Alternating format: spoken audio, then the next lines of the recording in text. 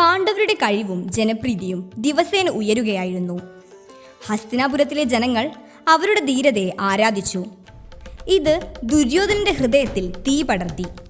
ഇവരെ ഇല്ലാതാക്കാതെ ഞാൻ രാജാവാകില്ല എന്നൊരു അന്താഗ്രഹം അവൻ്റെ മനസ്സിൽ വളർന്നു. ശകുനി, ഗാന്ധാരിയുടെ സഹോദരൻ, ദുര്യോധനന്റെ കൂട്ടാളി. അവൻ്റെ ചതി ദുര്യോധനന്റെ ദാഹത്തിന് കരുത്തായി. ഇരുവരും ചേർന്ന് പാണ്ഡവരെ ഇല്ലാതാക്കാൻ ഒരു മഹാപദ്ധതി തീർത്തു. അവർ പാണ്ഡവരെ വാരണയിൽ ഒരു പുതിയ അരമനയിൽ താമസിക്കാൻ ക്ഷണിച്ചു. പുറത്തുനിന്ന് അത് സുവർണത്താൽ അലങ്കരിച്ച മനോഹരമായ കൊട്ടാരമായിരുന്നു.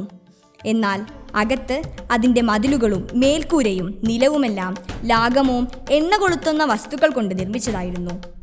തീ കൊളുത്താൻ മാത്രം ഉള്ളൊരു കുടിലം, ലക്ഷാഗൃഹം. പാണ്ഡവരെ അവിടെ താമസിപ്പിച്ച് രാത്രിയിൽ തീ കൊളുത്തി അവരെ ജീവിച്ചുകൊണ്ട് ചുട്ടുകൊല്ലുക എന്നതായിരുന്നു പദ്ധതി. കുന്തിയുടെ ധൈര്യം. പാണ്ഡവന്മാരുടെ മാതാവ് കുന്തി തൻ്റെ പുത്രന്മാരെ രക്ഷിക്കാനുള്ള ജാഗ്രതയോടെ ജീവിച്ചിരുന്നു. അവൾക്ക് പദ്ധതി മനസ്സിലായി. ശാന്തമായി ആരോടും പറഞ്ഞില്ലാതെ അവൾ തൻ്റെ മക്കളോട് സഹനം പുലർത്താൻ പറഞ്ഞു. അവൾ അറിഞ്ഞിരുന്നു ധർമ്മമൊടുവിൽ ജയിക്കും. പക്ഷേ ചതിയെ നേരിടാൻ ജാഗ്രത വേണം. രക്ഷയുടെ വഴിത്തിരിവ്. വ്യവസ്ഥയുടെ നടുവിൽ ഒരു വിശ്വസ്തനായ തൊഴിലാളി വിതുരൻ്റെ ആളുകൾ പാണ്ഡവർക്ക് മുന്നറിയിപ്പ് നൽകി.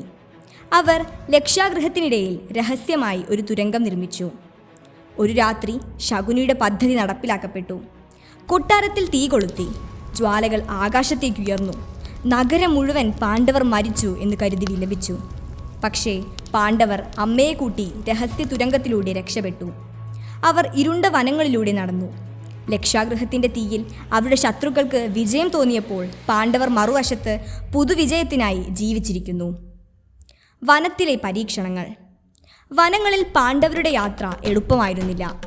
ഭീമൻ തൻ്റെ കരുത്തുകൊണ്ട് സഹോദരന്മാരെ സംരക്ഷിച്ചു. ഭീകരമായ കാട്ടുമൃഗങ്ങൾ, രാത്രിയിലെ ഇരുട്ട്, വിശപ്പിൻ്റെ വേദന എല്ലാം സഹിച്ച് അവർ മുന്നോട്ടു പോയി.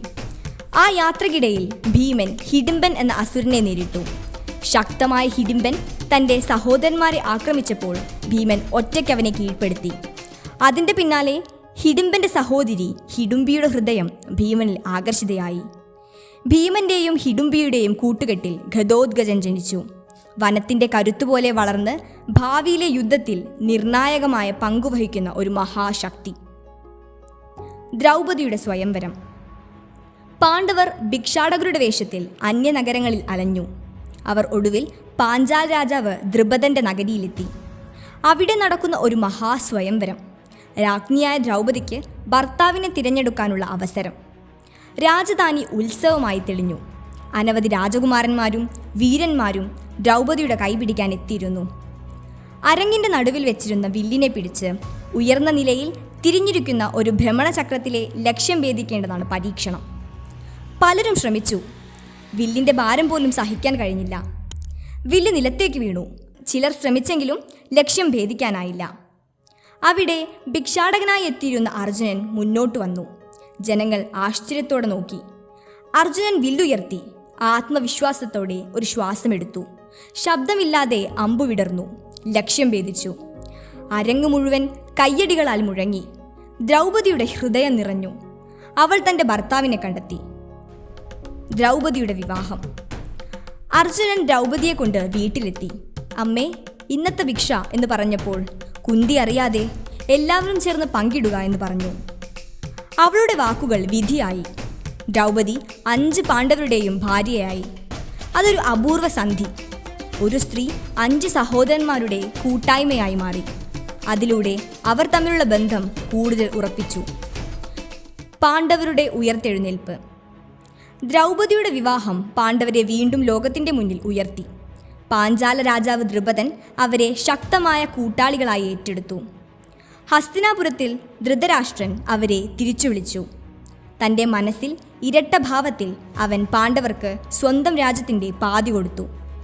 പാണ്ഡവർ അവരുടെ തലസ്ഥാനമായി ഇന്ദ്രപ്രസ്ഥം നിർമ്മിച്ചു. അത് സമൃദ്ധിയും മഹത്വവും നിറഞ്ഞ ഒരു നഗരമായി വളർന്നു. ജനങ്ങൾ സന്തോഷത്തോടെ അവരെ സ്വീകരിച്ചു. പക്ഷേ ദുര്യോധനൻ്റെ ഹൃദയം വീണ്ടും തീയിൽ മുങ്ങി. പാണ്ഡവരെ ഇല്ലാതാക്കാതെ എനിക്ക് വിശ്രമമില്ല എന്ന് വീണ്ടും അവൻ ഉറപ്പിച്ചു.